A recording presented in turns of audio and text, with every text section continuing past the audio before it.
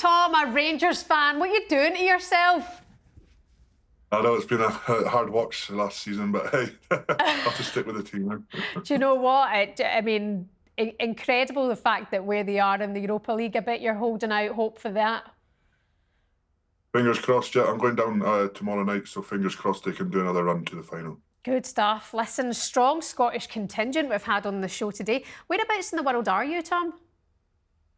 So I'm from the Highlands in Scotland, just up past Inverness, so right up north. Right up the very top. And I hope you don't mind me commenting on the man mountain that you are. You're a big guy, Tom. Is it true that you actually couldn't get on the plane today? That's why we had to put you on the screen. Exactly. I mean, it's an amazing achievement. You're the strongest man in the world.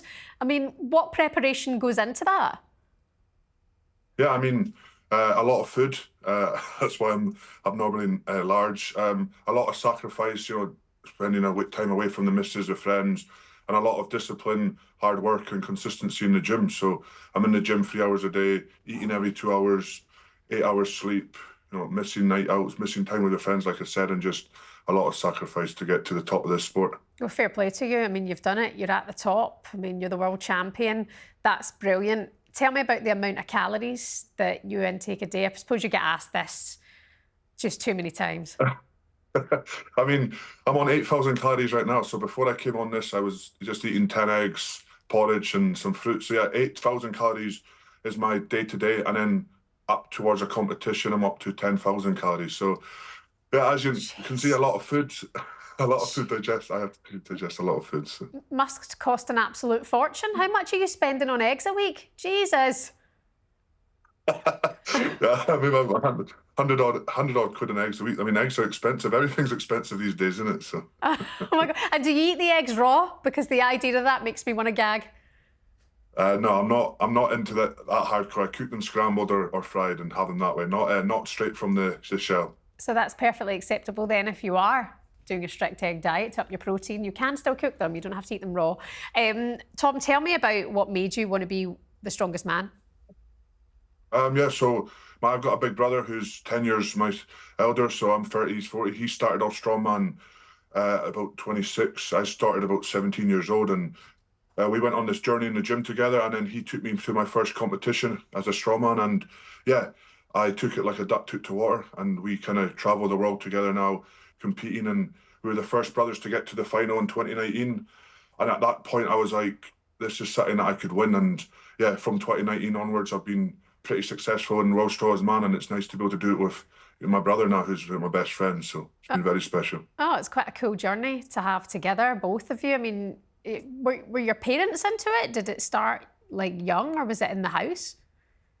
No, well, my granny and granddad were Polish and German, so we've always been kind of like hard workers, always out in the garden doing all that kind of labor stuff. But I was never interested in kind of strongman. I used to watch a wee bit of Jeff Capes and all the kind of old guys and being like, oh, they're bending bars. How do you do that kind of stuff? And obviously try it all, but never in a million years did I think I'd go down the path of lifting weights for a living and being the world's strongest man. Did you ever watch the Highland Games growing up? I mean, I take it was there a slight interest there towards when you started to get into it, like throwing trees and all that kind of stuff, as you do? Yeah, I mean, like I said, Jeff Capes was probably the guy that everybody in the UK kind of knew from. And when I was younger, he was about, and I would Google him, so I've seen him do a lot of crazy Highland Games stuff as well. And obviously, being Scottish, dipped my hand in it a wee bit, but for me, it wasn't for me. I liked lifting the cars, lifting stones, lifting things that humanly wasn't possible. So,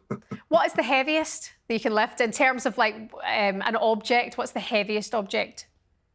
Yeah, so I've pulled a plane. Right. So that's probably up there with one of the heaviest things I ever lifted. So that's What are we talking about? An A737 right now? Like what kind of? So like like an A737 Boeing plane. So yeah, so they were big. It was that's mental. It took me to my limit, but I pulled it. So. And then that made you strongest man.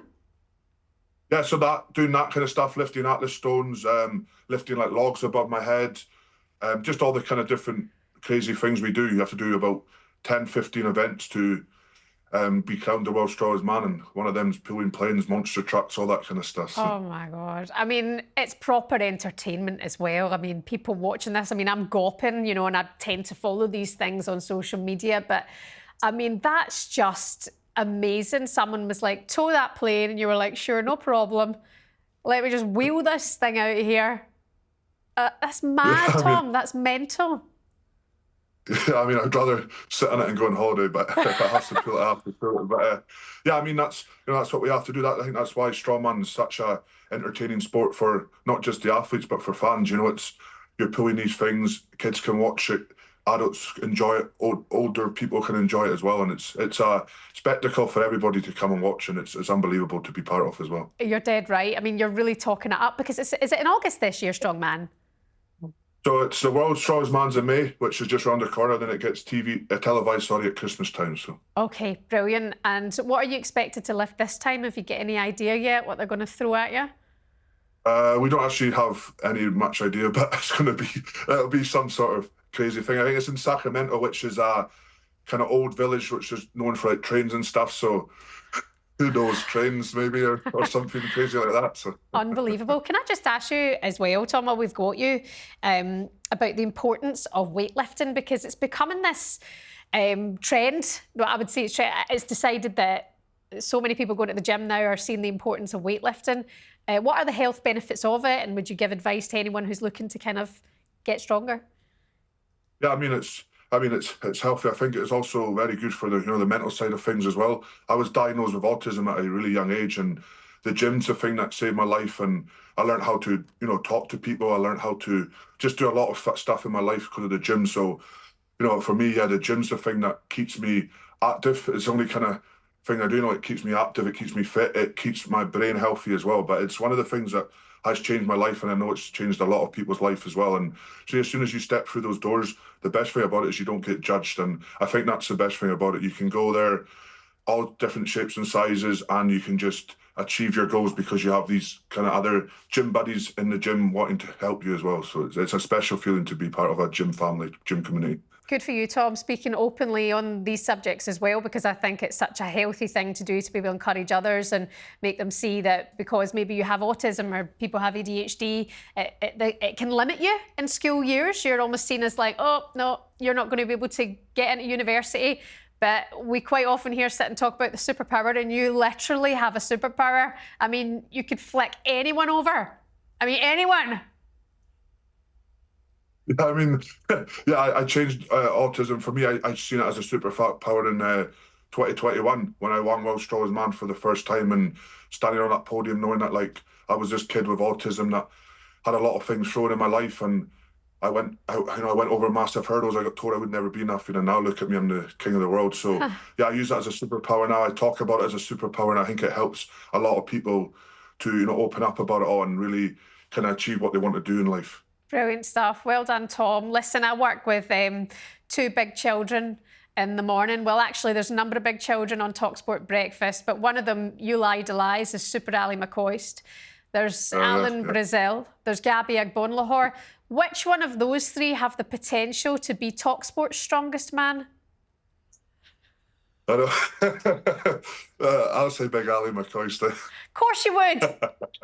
Listen, Tom, I can't wait for them to hear this as well. They'll be chuffed to bits listening to this. It's incredible what you've achieved. Good luck. I hope you can go do it again. And thank you so much for coming on The Kickback.